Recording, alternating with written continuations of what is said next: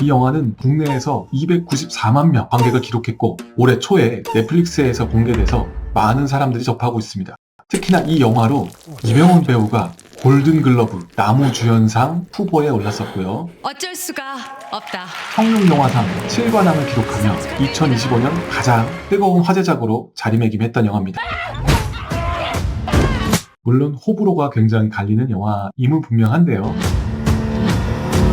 이 영화를 통해서 절망감을 느낀 인간이 얼마나 어떻게 타락될 수 있는지 생각을 해보게 되는 시간이었거든요.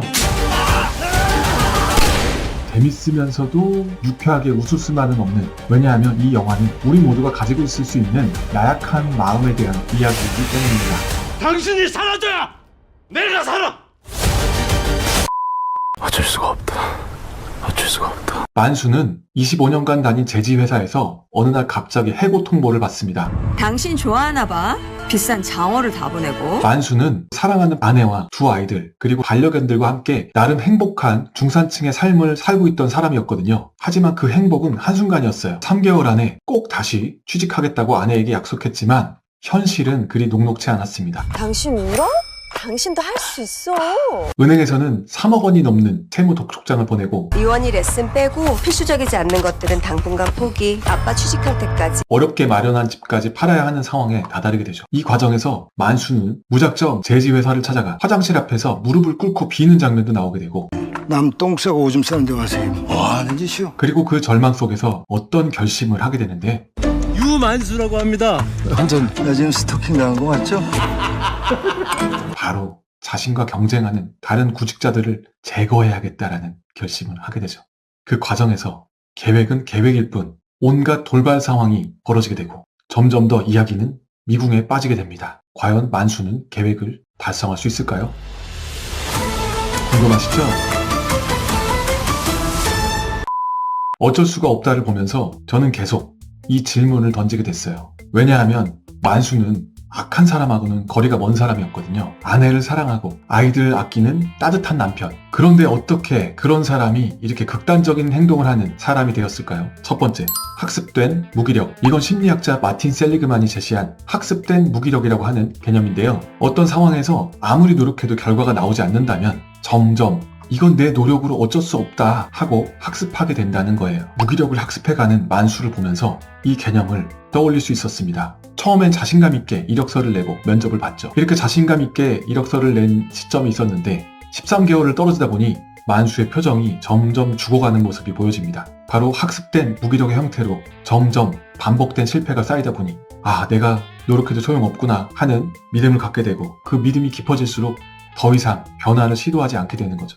만수의 경우에는 단순히 포기하는 수준을 넘어서 굉장히 충격적이고 극단적인 방식, 광기 어린 선택으로 이어지게 된 거죠. 두 번째, 도덕적인 이탈. 반두라라는 심리학자가 설명한 개념인데요. 인간은 자신의 부도덕한 행동을 정당화하기 위해 여러 가지 심리 메커니즘을 사용한다는 거예요. 영화를 보면 만수가 계속 혼잣말로 어쩔 수가 없다. 어쩔 수가 없다. 하고 중얼거리는 장면들이 나오는데요. 이건 도덕적 이탈의 과정을 영화 속에서 보여주는 거예요. 나는 가족을 지켜야 되니까 어쩔 수가 없지. 이 세상이 나한테 이렇게 하는데 나를 위한 자리가 없다면 내가 쟁취해야 해. 극단적인 행동을 해서라도 가족을 지켜야 해. 내 면접은 있잖아. 정말 힘든 그런 면접이야. 이렇게 자신의 행동을 정당화하는 거죠. 물론 만수가 보였던 행동은 지극히 극단적이고 블랙 코미디적인 연출이 가미됐다고 볼 수 있는데요. 그런데 한번 생각해보시면 우리 모두는 어느 정도의 도덕적 이탈을 경험합니다. 언젠가는 아 그래 뭐 어쩔 수가 없지 뭐 이 정도까진 괜찮겠지 하는 그런 과정을 우리 모두는 겪었을 가능성이 있습니다. 세 번째, 구조적 폭력. 영화 어쩔 수가 없다에서 정말 흥미로웠던 부분은 만수의 비극이 개인적인 실패만은 아니라는 점입니다. 회사에서 그를 해고할 때 어쩔 수가 없습니다 라고 말해요. 그건 마치 이건 누군가의 책임이 아니라 시스템의 문제다 하고 책임을 돌리는 것 같은 그런 느낌이 들었습니다. 직접적으로 가하는 폭력이 아니지만 사회 구조 자체가 개인에게 가하는 상처가 있다는 거죠. 여러분은 이런 극단적인 상황에 처해진다면 어떻게 하실 건가요?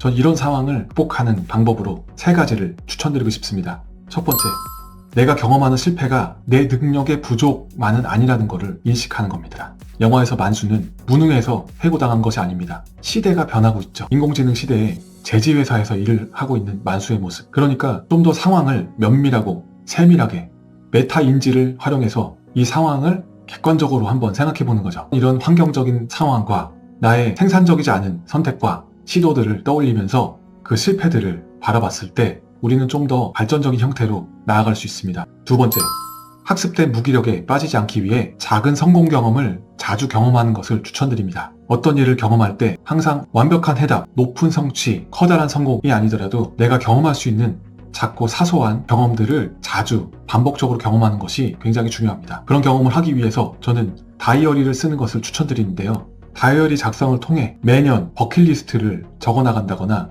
오늘 하루 내가 할 수 있는 작은 성공 3가지를 적어놓고 경험을 해나가신다면 쌓였을 때 굉장히 단단한 나를 만들어가는데 도움이 될 수 있습니다. 작은 것을 예로 들자면 어제 하려다가 하지 못했던 설거지, 이번 달 내가 처리해야만 하는 공과금, 혹은 연초에 연락하려고 했지만 연락하지 못했던 친구, 지인, 부모님에게 연락을 해보는 것, 이런 것들을 적어놓고 시도해 보신다면 성공의 문턱이 그리 높지 않고 막상 내가 하려고 했지만 하지 않았던 것들이기 때문에 시도하고 난 다음에 의외로 굉장히 뿌듯함을 느낄 수 있는데요. 당장 시도해 보시기를 권해드립니다. 세 번째, 절망 속에서도 자신의 기준을 지키려는 노력이 필요합니다. 영화 속에서 만수는 어쩔 수가 없다 하는 핑계로 합리화하면서 결국은 극단적인 선택까지 하게 되죠. 그렇지만 한계점이 다다르더라도 어떤 극단적인 선택보다는 우리가 우리 자신을 지키기 위해 어느 정도 자신만의 기준 그리고 자신만의 선을 지키려는 노력을 하는 것은 꼭 필요합니다. 영화 어쩔 수가 없다는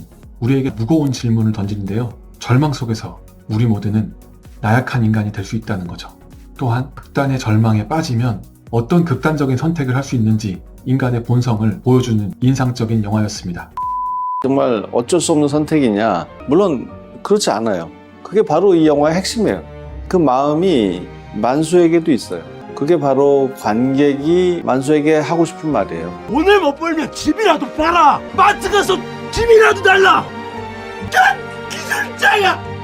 전문가! 실직 자체가 아니라 거기 어떻게 대처하는지가 문제라는 게 바로 그 얘기인데 괜히 자괴감에 빠져서 자기가 이제 아무것도 아닌 존재가 됐다고 느끼면서 여기서 벗어나는 길은 다시 취직을 하는 것밖에 없다. 남자는, 아빠는, 남편은 이래야 한다 라는 식의 사고방식이 그를 비극으로 몰아넣습니다. 바로 그 어리석음에 관한 영화라고 할 수 있죠.